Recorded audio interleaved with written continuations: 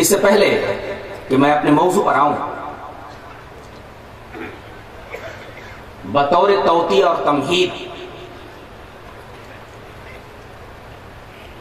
ایک شبہے کا ازالہ کر دوں۔ ہمیں وہابی اور نجدی کہا جاتا ہے،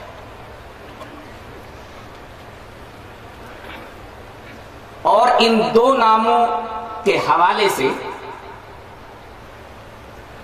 ہمیں بہت برا بھلا کہا جاتا ہے، اور شعراء نے تو باقاعدہ قافیہ پیمائیاں بھی کی ہے، سڑا سڑا وہا بڑا وغیرہ۔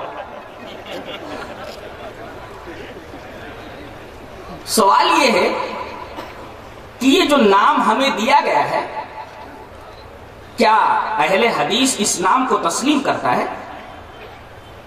قطعاً نہیں، ہم وہابی ہیں ہی نہیں۔ اب ظاہر ہے کہ ہم جب اپنے آپ کو وہابی مانتے ہی نہیں، تو اگر کوئی لفظ وہابی کو درمیان میں لا کر گالیاں بکے، برا بھلا کہے، تو وہ جانے، اس کا کام جانے۔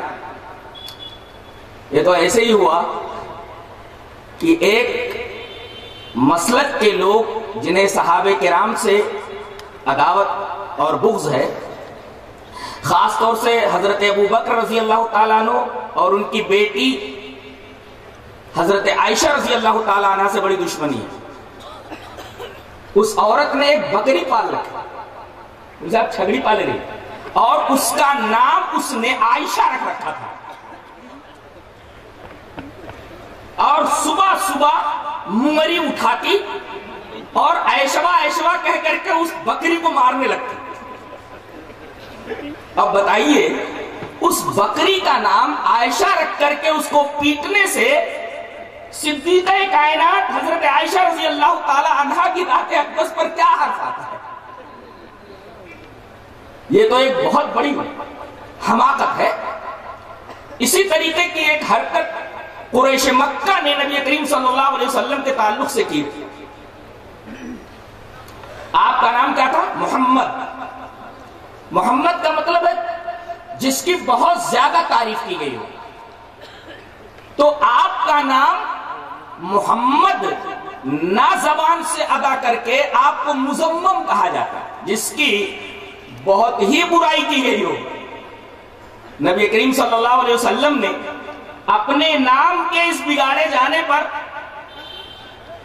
کیا ریئیکشن ظاہر کیا؟ آئیے ایک حدیث میں دیکھتے ہیں۔ حدیث اس طرح، وان ابی ہریرہ رضی اللہ تعالیٰ عنہ قال قال رسول اللہ صلی اللہ علیہ وسلم الا تعجبون کیف یصرف اللہ عنی شتم قریش ولعنهم یشتمون مذمما ویلعنون مذمما وَأَنَا مُحَمَّدٌ رواہ البخاری فی کتاب المناقب۔ حضرت امام بخاری حدیث پاک کو بخاری شریف کتاب المناقب میں ایسے ہی لائیں، راوی جیسا کہ معلوم ہوا حضرت ابو ہریرہ رضی اللہ تعالیٰ عنہ۔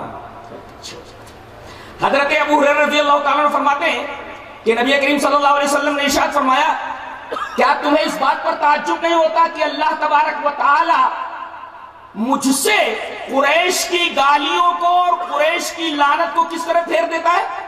وہ لوگ مذمم کو برا بھلا کہتے ہیں، وہ مذمم کو گالی دیتے ہیں، وہ مذمم کے اوپر لعنت بھیجتے ہیں، لیکن میرا نام تو مذمم نہیں ہے، مانا محمد، میرا نام تو محمد ہے۔ یہ نبی کریم صلی اللہ علیہ وسلم کا ریئیکشن تھا ان کے اس ایکشن کے اوپر کہ نبی کریم صلی اللہ علیہ وسلم کو محمد کہنے کی وجہ مذمم بولتے تھے، تو نبی کریم صلی اللہ علیہ وسلم یہ بولتے تھے یہ تو میرا نام نہیں ہے۔ اسی طریقے سے اگر کوئی اہل حدیثوں کو اہل خبیث کہے تو در حقیقت وہ اس حدیث کے دائرے میں آتا ہے کہ نبی کریم صلی اللہ علیہ وسلم کا بھی نام بگاڑ کر کے قریش مکہ محمد کے بجائے مزمم کہتے تھے، اور نبی کریم صلی اللہ علیہ وسلم یہ فرماتے تھے کہ بھائی وہ مزمم کو گالی دیتے لیکن میرا نام تو مزمم نہیں، میرا نام تو محمد ہے۔ اسی وجہ سے اگر کوئی اہل خبیث کہے تو ہمارا نام تو اہل خبیث نہیں، ہمارا نام تو اہل الحدیث ہے۔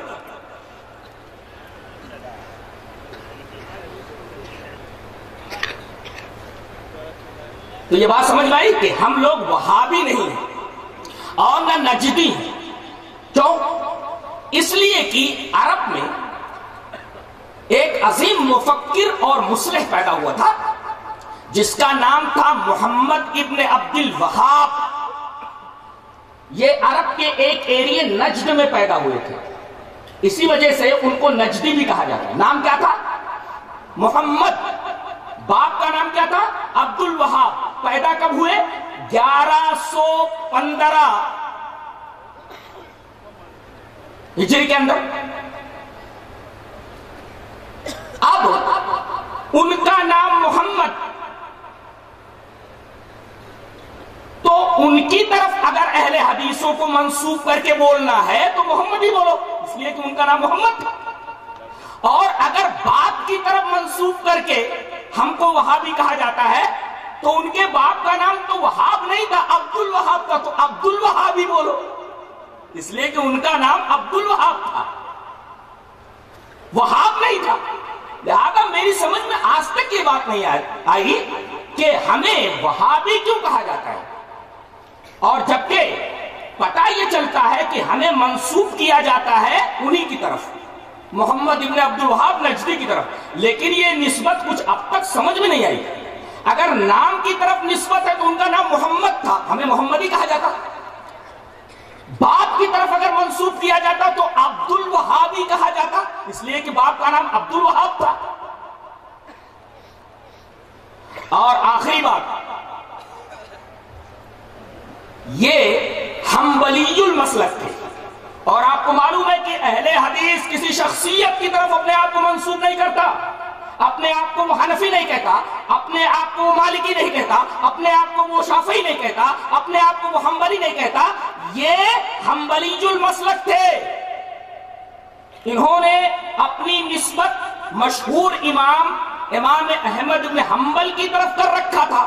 اور آپ کو معلوم ہے کہ اہل حدیث اپنی نسبت کسی شخصیت کی طرف نہیں کرتا سوائے اللہ اور اس کے رسول کے.